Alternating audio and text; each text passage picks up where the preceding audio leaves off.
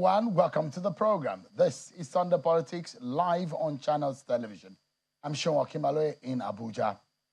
Since the announcement of the removal of subsidy by President Bola Tinubu on the 29th of May this year, when he was sworn into office, the center is perhaps no longer holding, as a lot of effects of that policy decision came crashing, affecting cost of food, transportation, and virtually every commodity that you can think of. And in fact, every aspect of the economy has been impacted.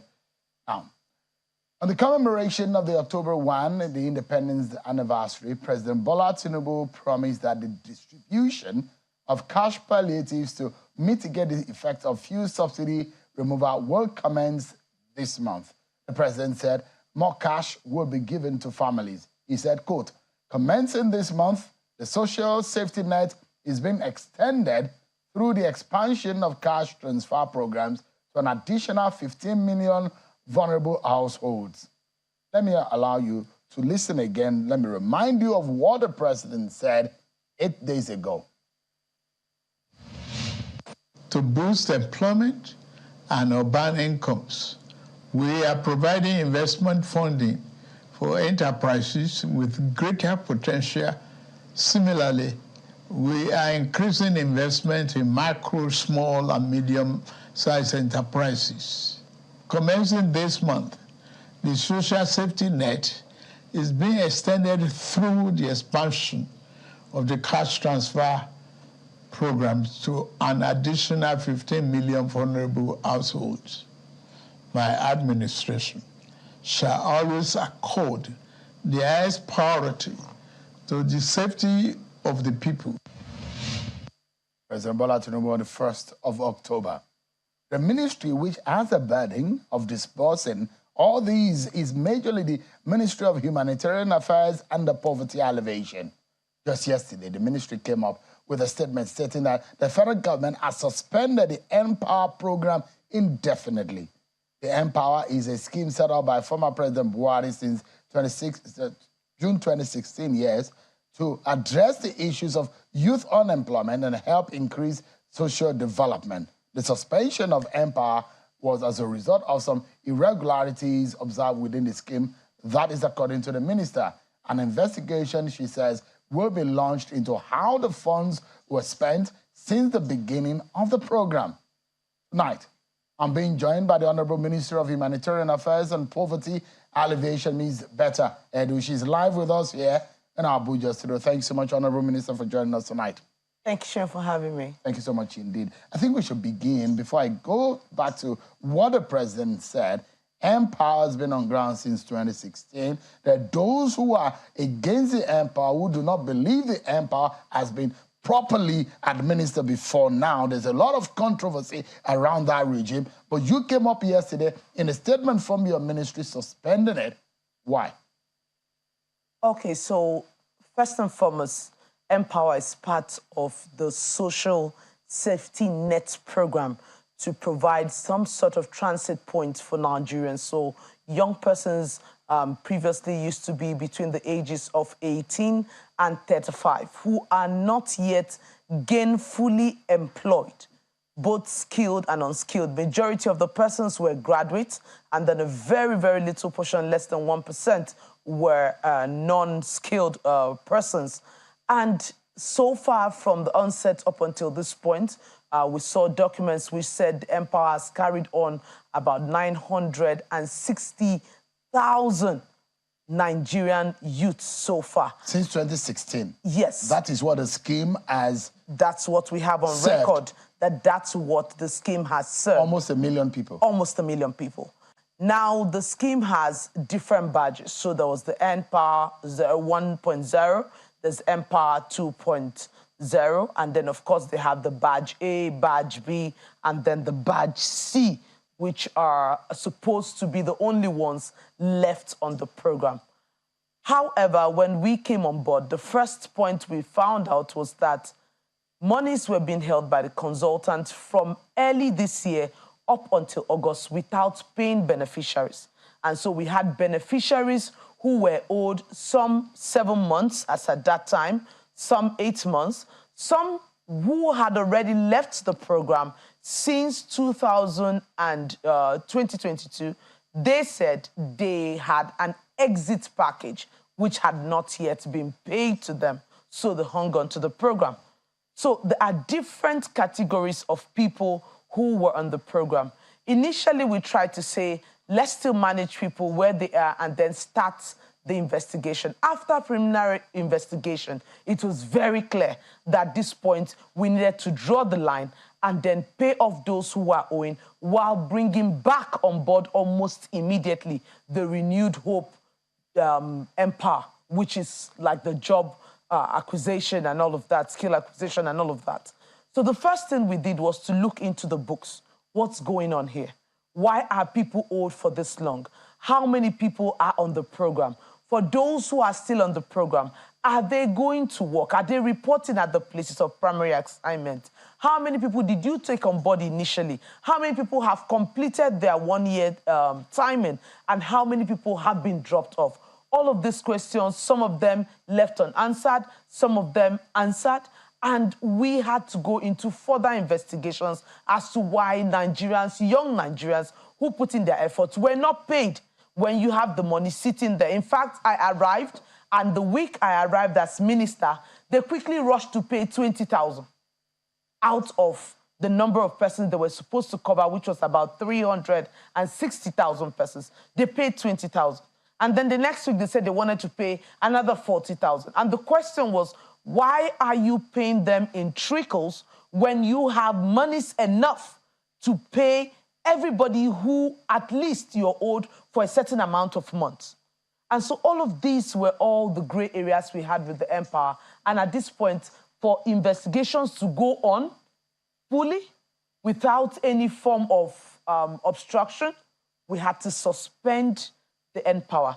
And so what we're pleading and what we are saying to Nigerians, first and foremost, the government of President Bola Ahmed Tinubu is highly interested in young people. He's brought a lot of young people into government, and I'm a young person myself. I understand what it means for a young person to be unemployed and sitting down at home. And we're not going to let you sit at home. We better get it right from the foundation so that every day you put in your sweat and you go to work, you go back home with the money that you truly deserve. Let me ask quickly.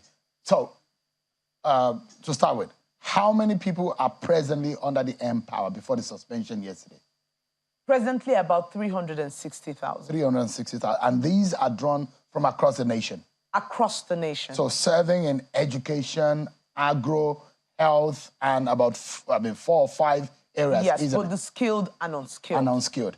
Yes. Now, so, and this usually, when you are taking people in, they're supposed to go on to the portal and apply for it. Good. So that was yet another foundational error, right? If you have funding, right now the Empower which we are restructuring, we're saying we'll take on 1 million Nigerian youths every year. So by 5 years, would have done 5 million Nigerian youths. So when it's supposed to be a yearly program, yes, a 12-month program. 12 months. After that 12 months, they pass out. Good. So you take new people. Yes, you should have built their skills. You should have linked them up to places where they can get jobs. So how do they apply for it? Because they that apply is online. Yeah. However, that's where the problem started from. So if you have ability to carry 1 million and you let 8 million apply and register, you have already called for chaos.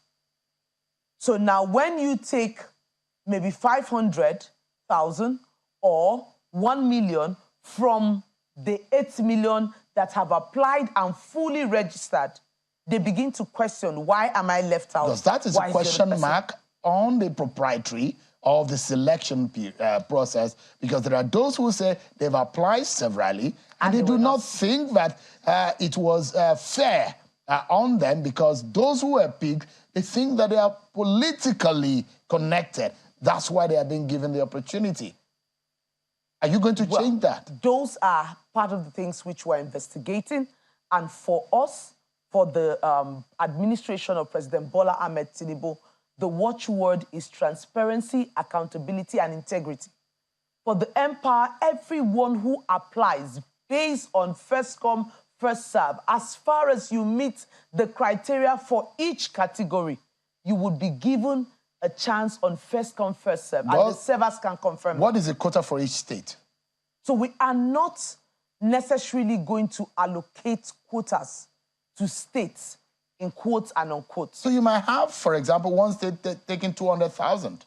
So we are not rather using states. We are going to be using the local governments. And the reason is so that we can take it as far down to the grassroots as possible and give a bigger opportunity for everyone. There are about 774 local governments. So you register against your local government. So you spread the 1 million across the 700. Yes. So that means there will still be quota. Definitely, but not against states, but now against local governments based on the population of that local government. How much are they supposed to be paid every month? So the present pay right now, at some point they were paid 30,000. At some point, they were paid 20,000, and I was told that's the exit package. Package for them. Something like that. But we are going to have a unified payment for everyone who will come on the scheme. We are still working that out. It's still a work in progress.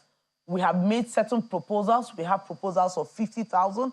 We have proposals of 60,000. And some have said that we should wait until we have that agreement on what the new minimum wage is and then pay them according to the new minimum wage. So that's all the discussion that we have on the table while we're restructuring. Let me ask you this question, also, which is also very important, based on the decision that the ministry made yesterday coming from your office.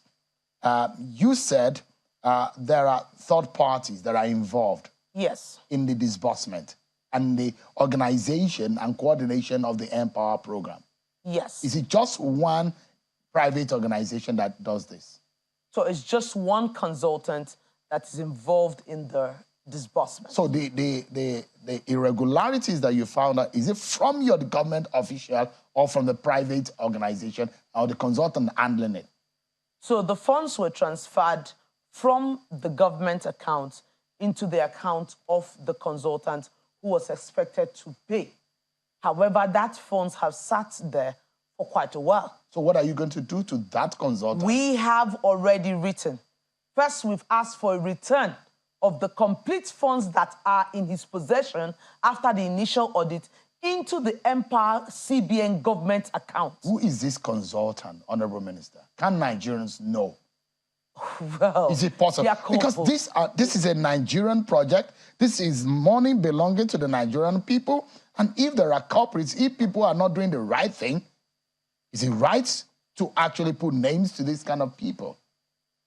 So two things. One, I think it's foreclosed. And then secondly, like I said, there are parts in which the structure of the program did not help delivery. And then there are parts in which the consultant is to be held accountable, right? For me, where I see the error with the consultant is the speed in paying persons who are beneficiaries when you have funds available. Where I see the error in the part of the government is in terms of monitoring and evaluation, initial uptake of persons who are coming in, and offload of persons who are supposed to leave, and of course, the sustainability plan for this person. So you're not taking Nigerians on, young people on, and paying them for 1 year, and then at the end of 1 year, you don't have a proper exit plan for them. Before even 6 months, right, you should begin to do some kind of pitch deck where these people can reach out to organizations where they can get gainfully employed. Can we trust you tonight to sit on whoever is responsible and bring them to book? Can Nigerians hold your words to that? Sure, we've started already, and that's why we suspended the program. If we wanted to put things in secrecy or shred things in secrecy, we would not do so. We put an end to it so that we can start on the right foundation and one that is transparent to all Nigerians, and young people can truly benefit. Is it possible that the anti-graft agency will weigh in immediately? Is it possible? They're already on notice. They're already on notice. And they're investigating the matter? They are part of it. They're already on notice. The EFCC or the ICPC? ICPC has been written to. because this is government money and we need to recover it to pay all those who truly are being owed. Like we said, all young people who are being owed, President Bola Ahmed Tinubu will ensure that you are completely paid for the months you worked in. Mind you, and then Minister, will be given opportunity to employ in the new There ones. are cases of those who are even in the batch A and batch B who are complaining and whom we have who have said that they are being owed and they have not been paid. Not to talk of the batch C who are currently on right now. So one of the things which we are bringing on board is to create a portal where people who have complaints can put these complaints out. We have already created a situation room. We've created a committee that is handling the investigation of Empower. We've created a situation room, and we are going to put out the portal detail so Nigerians, young persons, whether in batch A, batch B, batch C, who have truly worked, and we can get evidence from their place of primary assignment that they truly worked and they were not paid, can put in their complaints, which will be addressed by this government. You know what baffles the mind, Minister? That this ministry has had a lot of doubts in the minds of Nigerians because there was a point during the COVID era where monies were said to have been disbursed, and this was during the COVID era, and people were questioning the disbursement mechanism. If there was COVID, how were you able to disburse money to market traders who are supposed not to have been in their homes? How are you cooking for children who are supposed to be giving food in the school feeding program, who are supposed to be at home during the COVID, where there was virtually no activity in the country? And question mark onto how these monies were disbursed to these vulnerable Nigerians, and there are no answers to this. There is a whole lot of questions as to how the vulnerable Nigerians who, by privilege or by right, they're supposed to be given money, but they're now given money. Are you aware of this burden on your office? If you know President Bola Ahmed Tinubu very well, you know that he's one who is very compassionate and truly means well for this nation. Even in his unguarded moments, he always thinks, speaks positively about Nigeria and how he can change things and leave a legacy. And he put this very straight to us at inauguration, and at every point I have met with the president. He has been very emphatic about this. He said, we need to change the narrative. We need to ensure that poor people are brought out of poverty. That's why I changed the name of that ministry, so that you can concentrate on giving succor to the poor. And you must do this in a transparent manner, build the confidence of the people on government. And that's what I'm here to do. There's a lot of distrust when it comes to humanitarian affairs ministry, and some of the scenarios that have played out. People holding Indomie. And some of these palliatives were being destroyed in warehouses, people falling over each other on expired palliatives. They're supposed to have better the lives of people during the COVID era where they needed the food. So I'm asking you, Honorable Minister, what would you be doing differently to ensure that that distrust goes away? Can Nigerians trust you? Of course, Nigerians can trust me. Not just me, but the administration of President Bola Ahmed Tinubu. One of the first things which I did on arrival was to find out about our warehouses and what do we have in those warehouses. And I asked them to send them all out.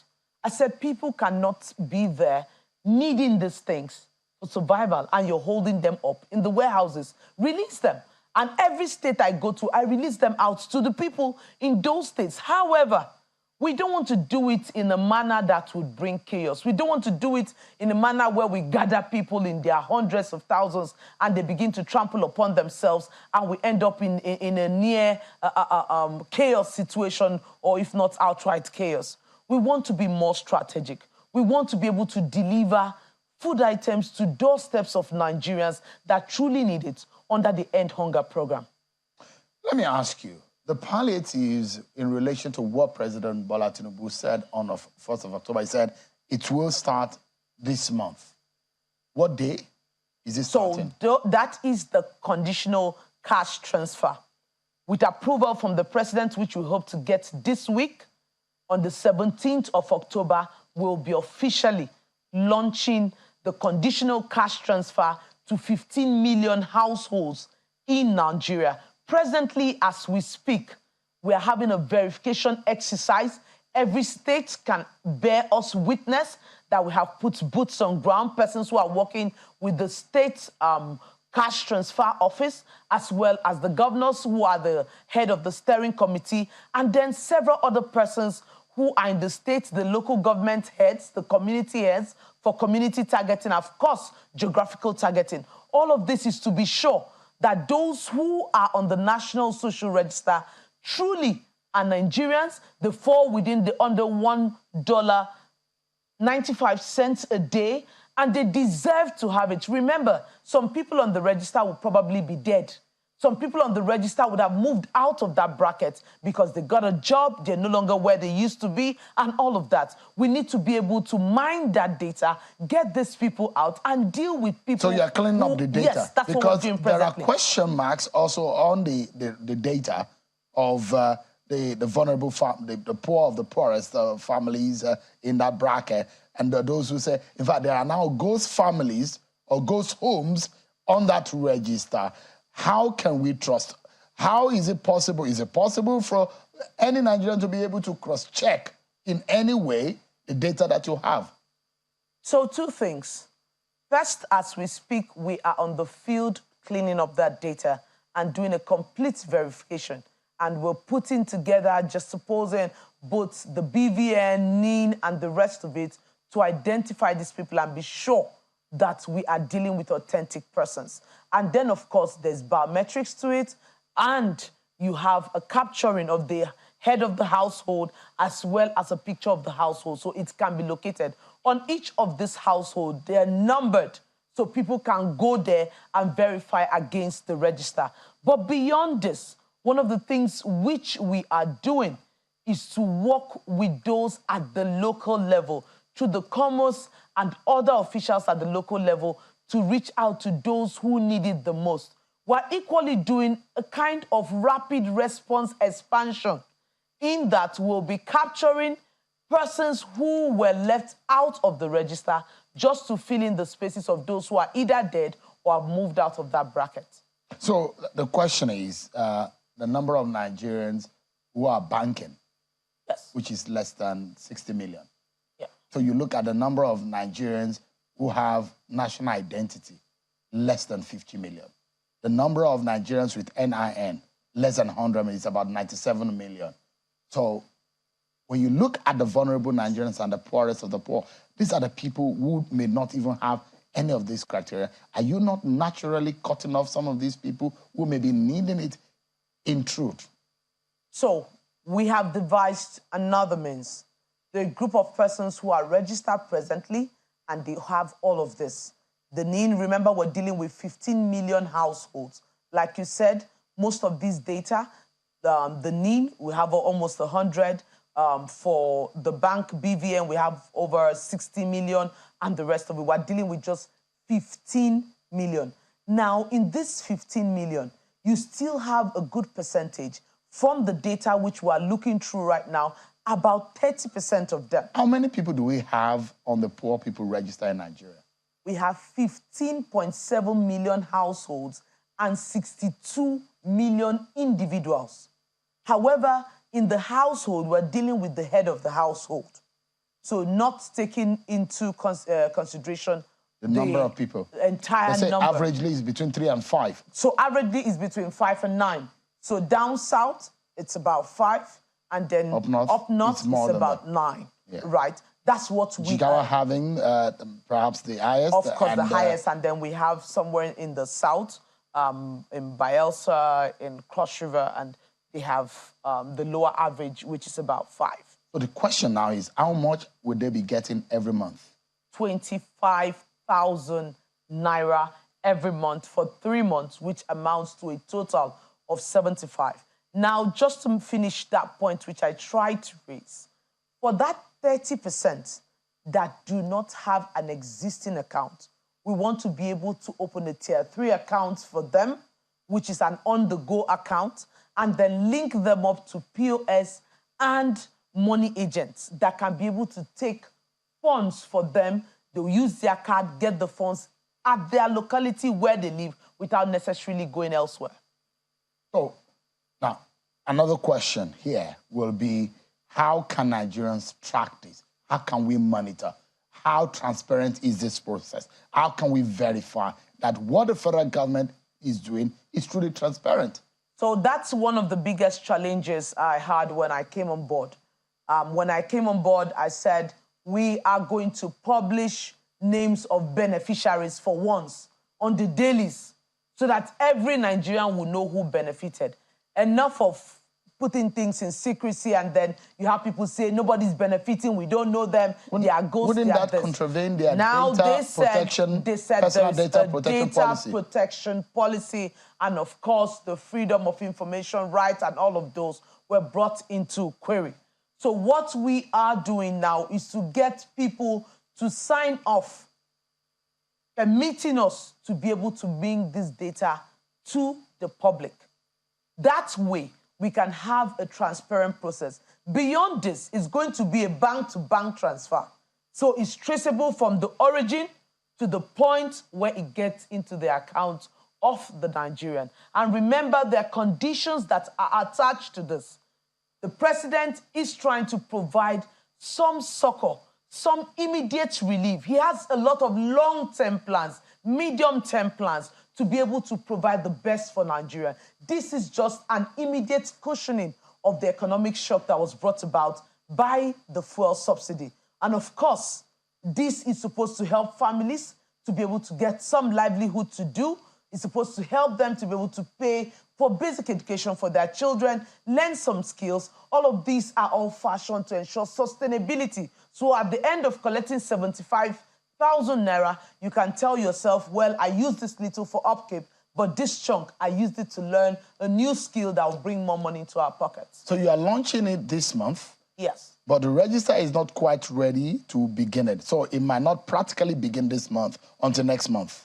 The register will be ready by the 15th of October, and that's why we are launching out on the 17th of October. Yeah. However, the expansion, so for instance, when we went into a meeting with the Nigerian Labour Congress, they said part of the requirements to suspend the strike was that we will have vulnerable pensioners involved in this conditional cash transfer. Now, the expansion to cover vulnerable pensioners will take beyond 2 weeks because we need to go to the field, capture them, do the biometrics, and all of that, which I went to meet them in their office and clearly told them that they need to work with me, provide the needed data and locations of this person. We'll go into the field, we'll capture them where they live, and open the bank accounts for those who don't have, but we believe all of them should have bank accounts because they are pensioners and they are receiving some form of pension. And then we can now be sure that by the first week of November to the second week of November, they would be receiving their own share of it. So I had that discussion with them, which was a frank discussion, apologized for the reasons why we might not be able to take them on this October. But for the rest, they're starting this October. So it's supposed to be for initial 3 months, October, November, and December. December. Fantastic. When in the month would they be getting the money? Is it at the end of the month? At the end of the month. At the end of the month, just like salaries? Yes, just like salaries for 3 months. Okay. So before we're due for a break now, but before we do that, I'd like to ask you, since you're the minister in charge of poverty alleviation, there are over almost 135 million Nigerians who are multidimensionally poor, almost 100 million Nigerians who are living below the poverty line.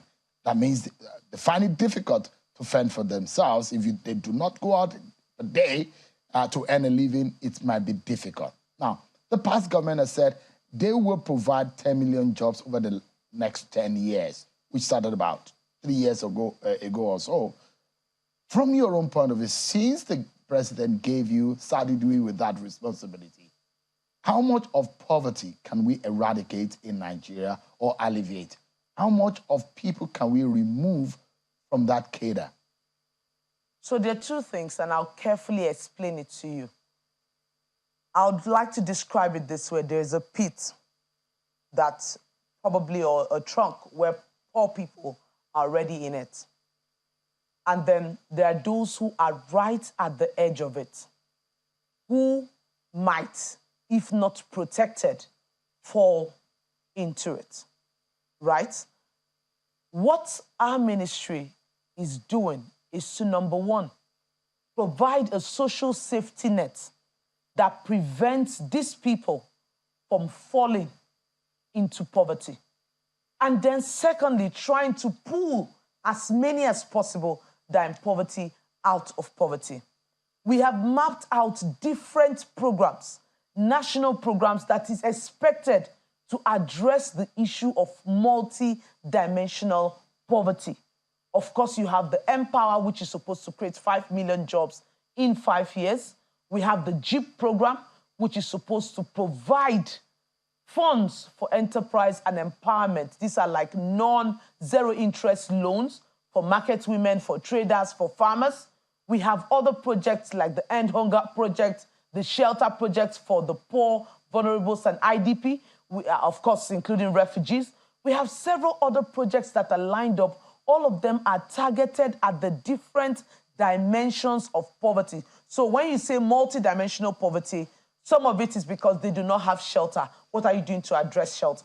Some of it is because they are out of school. What are you doing to reduce the number of out-of-school children? Some of it is because they do not have capitals to run their businesses. What are we doing to address the capitals to run their businesses? Of course, the president has already approved to provide those loans to petty traders, to market women, and of course, the farmers. Minister, I'd like to ask you pointedly, what are the numbers you're working with?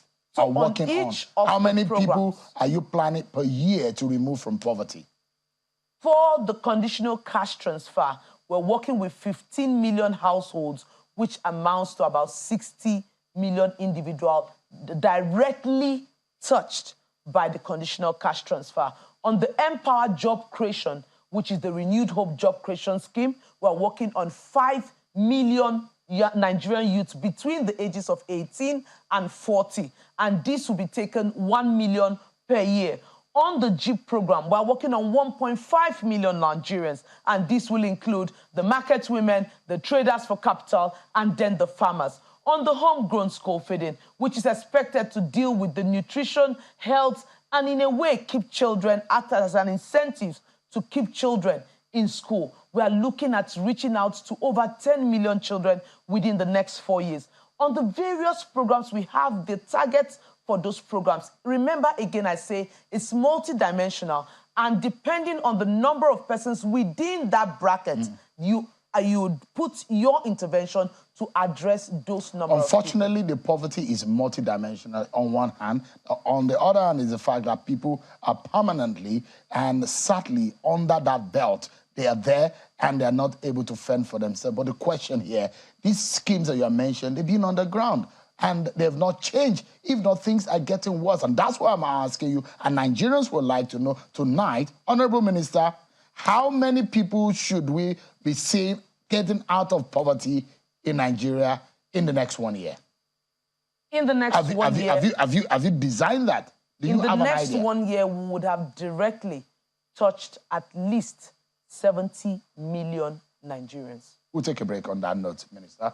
And when we come back, our closing moment with the Honorable Minister, we'll be touching on school feeding program, trader money, which a lot of people have also criticized, politics, issues of transparency have come into this.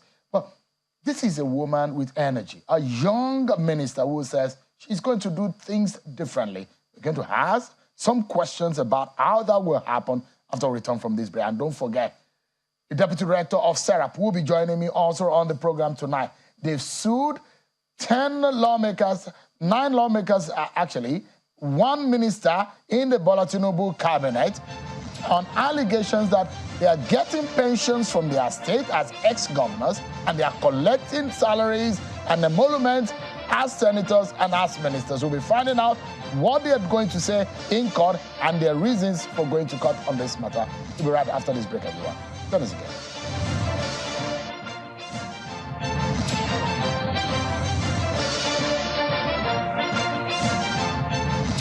The Bua Cement Win with the King promo has been ongoing since August 10th. Lots and lots of gifts have been won. 5 tricycles, 14 LED television sets, 19 electric power generators, 11 Android phones, thousands of recharge cards, 756 rechargeable lamps have been won. In addition, 6 lucky people have found raffle tickets that will enable them win one of the 4 JAC executive salon cars or a consolation prize of 1 million naira inside Bua Cement bags. 14 more to be found. The promo is still on till 31st of October 2023. Buy a bag of Bua Cement, find the scratch card inside, scratch to reveal your prize, then call the phone number written in the back of the scratch card for instructions on how to redeem your prize. For details, call these numbers. Bua Cement, the king of strength.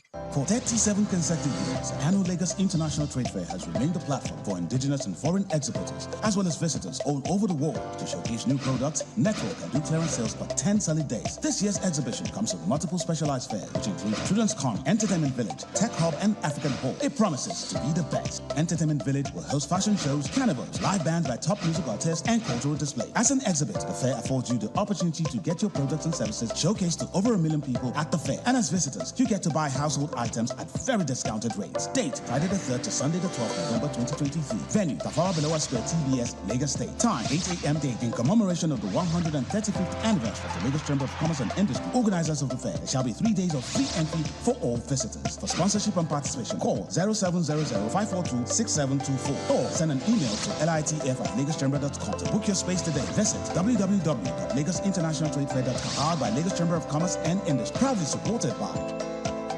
My name is Architect Adeyemi Makinde, Project Director, Adron Homes and Properties Limited. I'd like to introduce to you our latest housing product, the Oremi series. This product is designed with a concept of encouraging communal living amongst residents living within the same environment. We have the 2-bedroom bungalow units called Oremi, 3-bedroom bungalow units called Oremi Atata, and we have 3-bedroom duplex units called Oremi Gongon.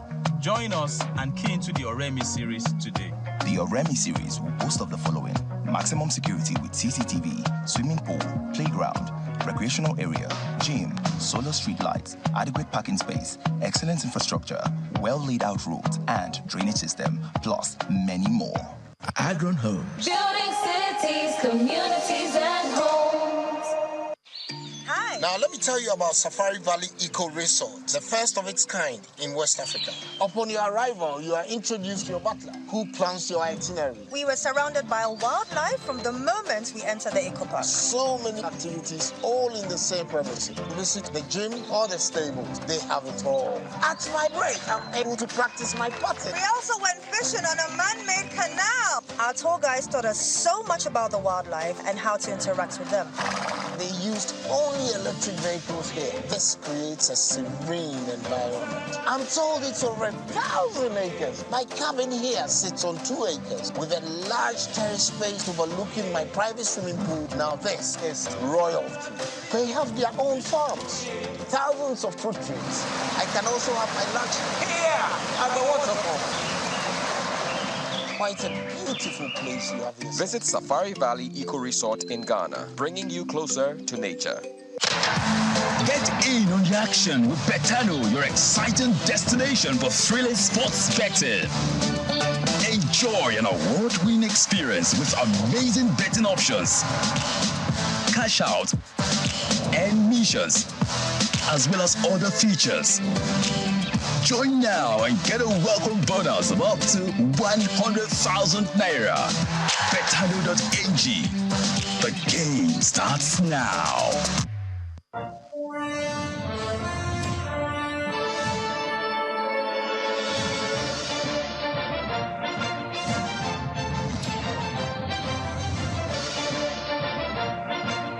Thank you so much, everyone. Our closing moments now with the Honorable Minister for Humanitarian Affairs and Poverty Alleviation, Ms. Betty Edu. Thank you so much, Honorable Minister, for your time tonight on the program. Thank you for having me.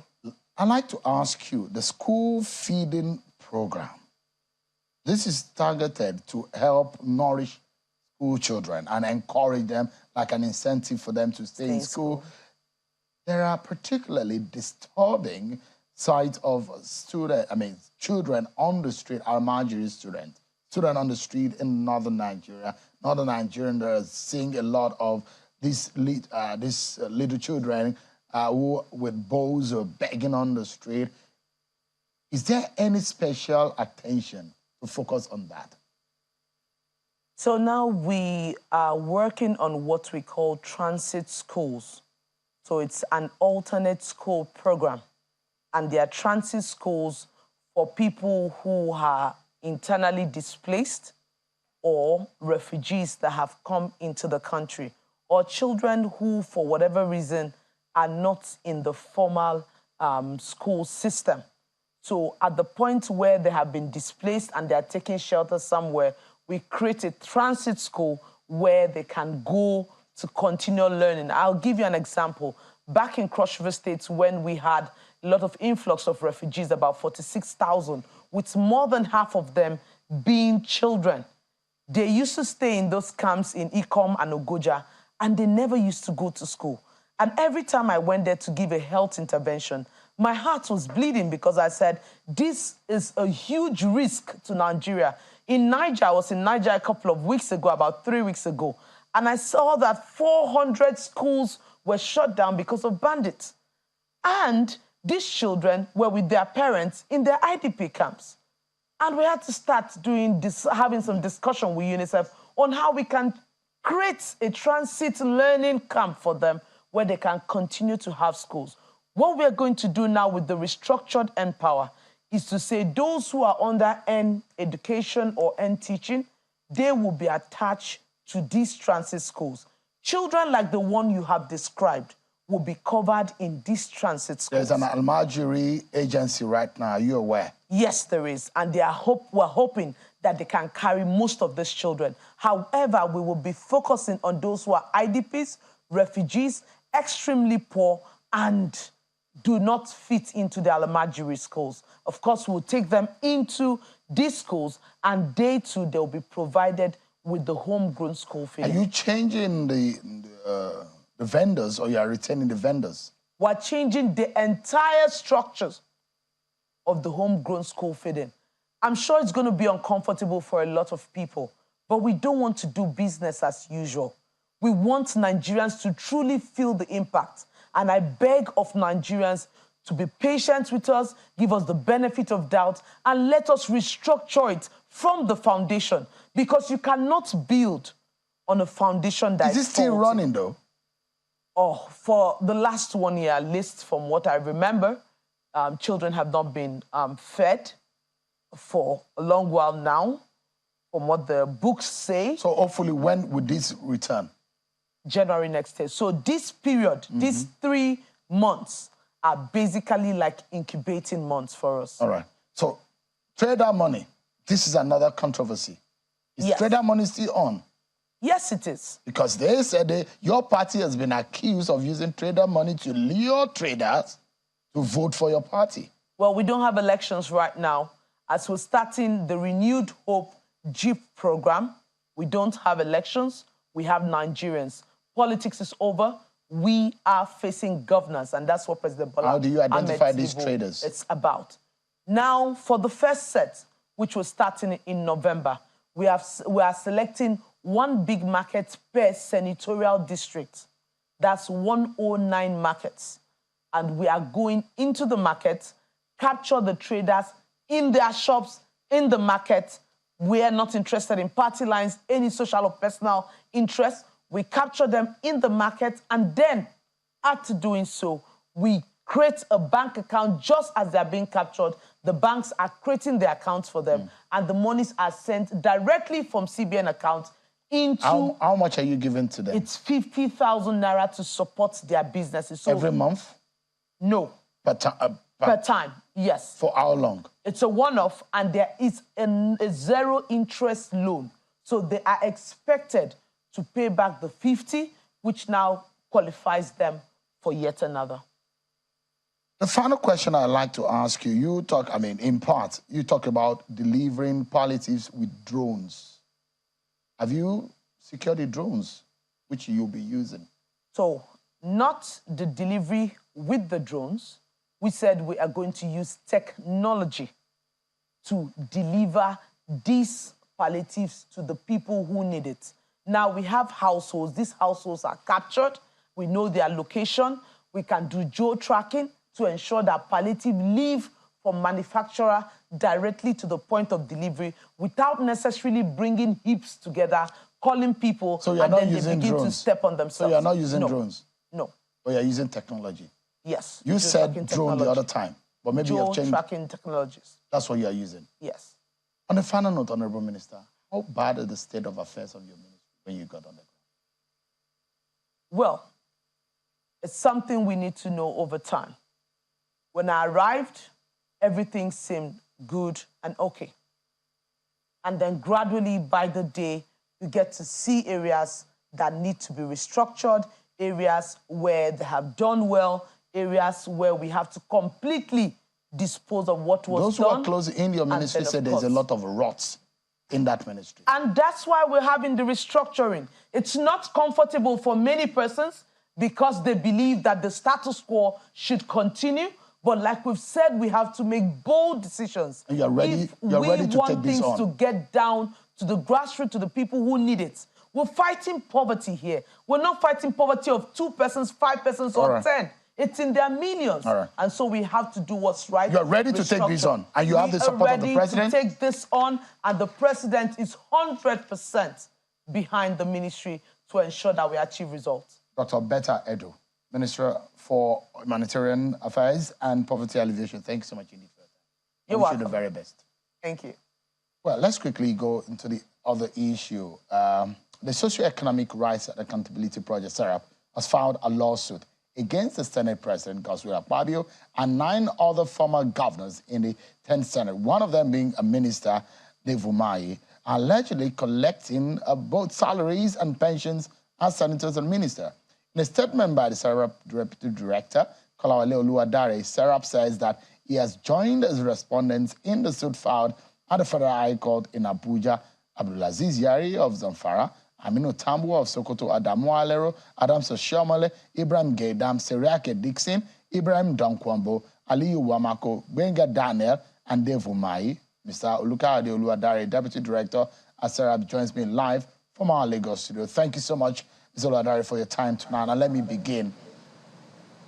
Someone like Benga Daniel has said and come out that he has told them that they should stop any form of pension or money accrued to him, or a monument accrued to him from the government because he's now a senator. Have you considered or found out what the status is from other ones? Because in your suit, you're asking them to declare. That is what you have said. Give us more details on your lawsuit. Thank you very much, Shewan. Good evening.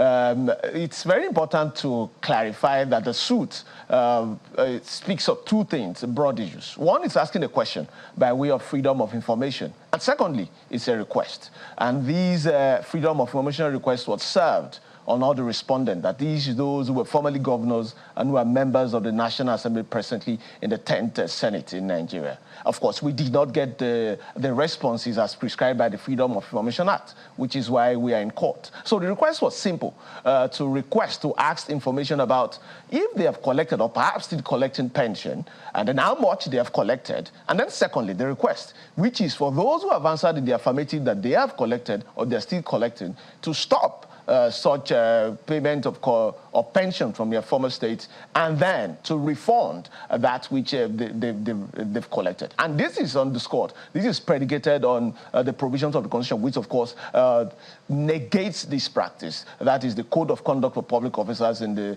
5th schedule, particularly paragraph 2A of the Constitution. That is the basis of this action. And really, this is not the kind of thing, naturally, that should end up as a public interest lawsuit. But unfortunately, this is where we found ourselves as a country with what we've seen as lack of transparency and accountability, and perhaps we can call it some malfeasance in governance. Would you say it is criminal because you cited a case where you said there was a judge who said that collecting both pension and salary is illegal and unconstitutional? Is Serap seeing it from that point of view? Have you been able to find anyone out based on the little information that you have at the moment? Because I see that you filed an order of mandamus compelling these persons to declare and make public what the status of what they are collecting now from either of this, wherever they belong, whether they're former governor or sitting senator or minister.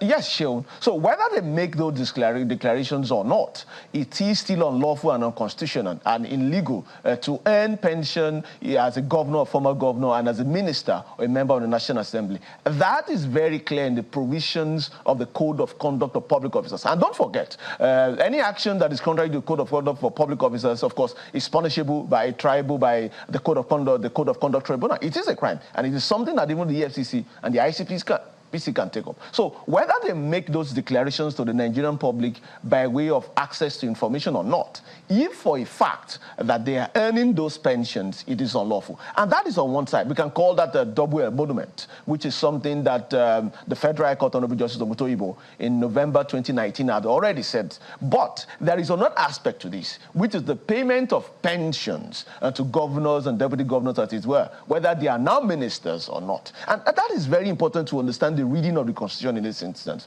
and that's Section 124, Subsection 5 of the Constitution, which even in giving the State House of Assembly powers to make pensions, it couches it with the permissible word, may. It is not shall. So it gives a leeway for members of the State of Assembly to make laws for pensions, and the wording is pension or gratuity. But we should understand that the Constitution is to be read as a whole. So in reading the powers that gave the House of Assembly to make pension laws for governors, deputy governors, that must also be read with other laws, with other provisions of the Constitution, the Code of Conduct for Public Officers, and the oath of office that public officers are taking. So how can we justify this huge payment to just some public officers with the level of poverty in those states, particularly when you understand that most of these states owe pension and backlog arrears of salaries to their staff? And so we cannot marry what we've seen happening, even though those laws have been made, with the realities on ground and the provisions of the Constitution. And that is why it is unlawful and illegal for the payment of pension to a former governor and deputy governor, and then the second aspect of double emolument, earning those pensions while still being a minister or a member of the House of member of the National Assembly. I've seen Sarah do this several times. So I imagine that when you do it, probably you have your independent research on whatever has happened in the state and cross-check with the National Assembly or the federal government whether or not this is true. But again, the question is, I imagine that you might be able to take further whatever you find, if you find any of these persons wanting. But you mentioned something that is very critical.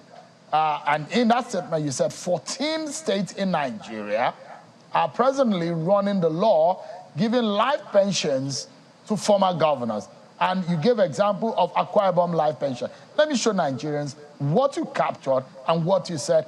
An ex-governor from Akwa Ibom, based on the Akwa Ibom life pension law, will earn.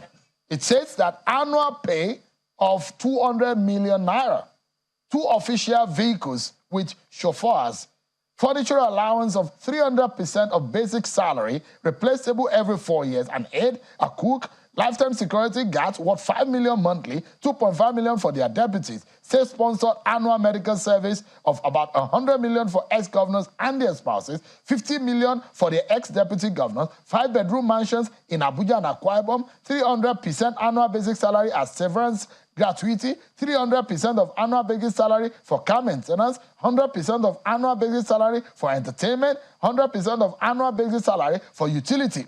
Well, Akwa Ibom seems to be like the extraordinary one based on the life pension law in that state. Abia State has its own. Gombe State has its own. If you look at Abia State, 100% of the salary of the incumbent, an official car, a police orderly, 2 operatives of 2 policemen for the security of his house, allowances for cook, steward, driver, and gardener in Gombe State. Entitlement includes 300 million executive pension benefits for the ex-governor and so many others. Sokoto State has its own and several others. You said 14 of the states in Nigeria are running this kind of laws. And you said that, look, Nigerians cannot afford this based on the poverty level in the land.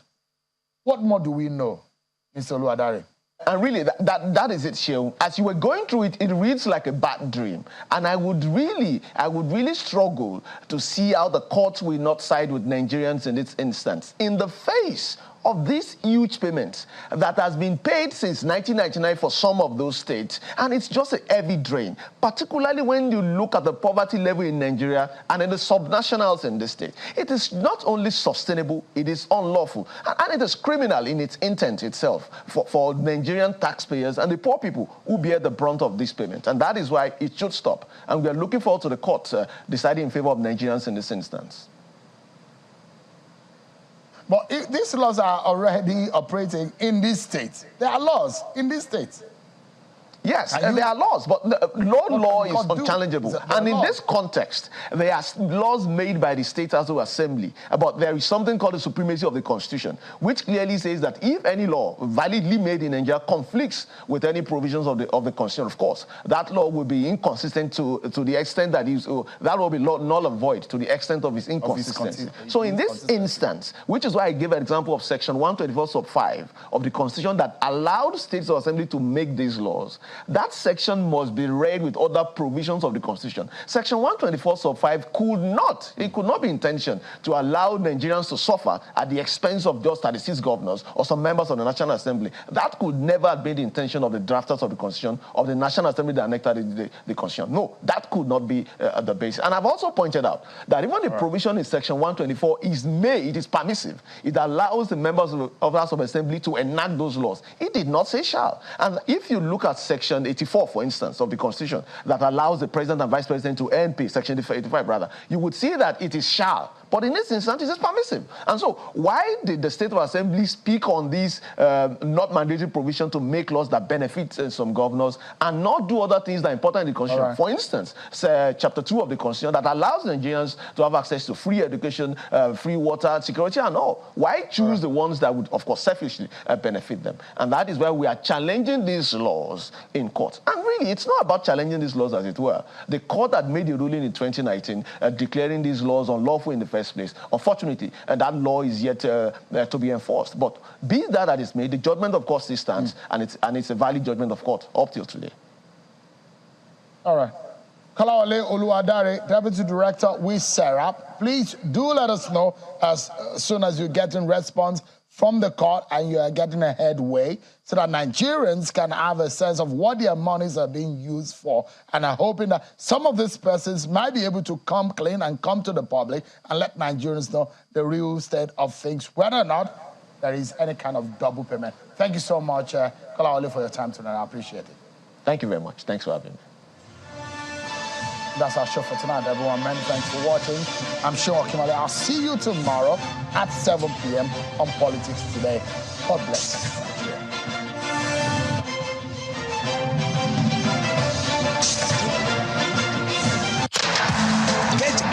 OneXBet, reliable bookmaker with high odds, wide selection on events, and bonuses for every taste. OneXBet, easy use, easy win.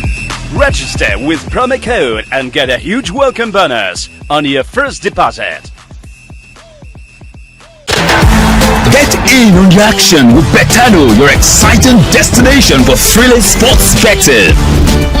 Enjoy an award-winning experience with amazing betting options, cash out, and missions, as well as other features.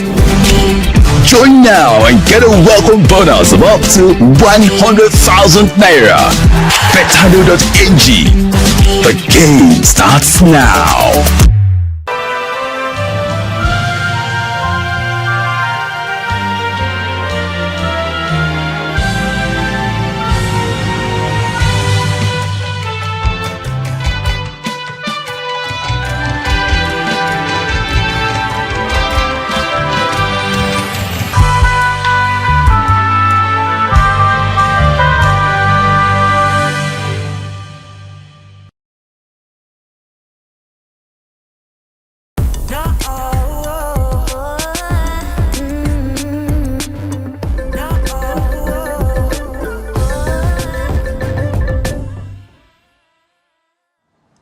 Environmental change is forcing us to rethink pretty much everything, from farming to fashion. It's up to government and down to business to act responsibly in the face of the climate emergency. But there is a lot we can do ourselves if we're willing to adapt. Welcome to a new edition of Eco Africa. I am Chris Alems, coming to you from Lagos, Nigeria. And I am Sandra Kahumuza Twinovideo right here in Kampala, Uganda. Nice to have you with us again. Here is what we've got coming up on the show. A robot that detects a disease in crops.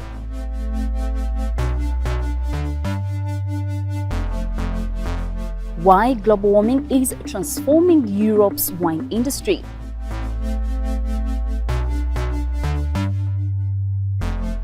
Also find out how a rap star in Gambia is using his fame for a good cause. It's well documented that the world's oceans are choking on plastic. But did you know that lakes are even more polluted?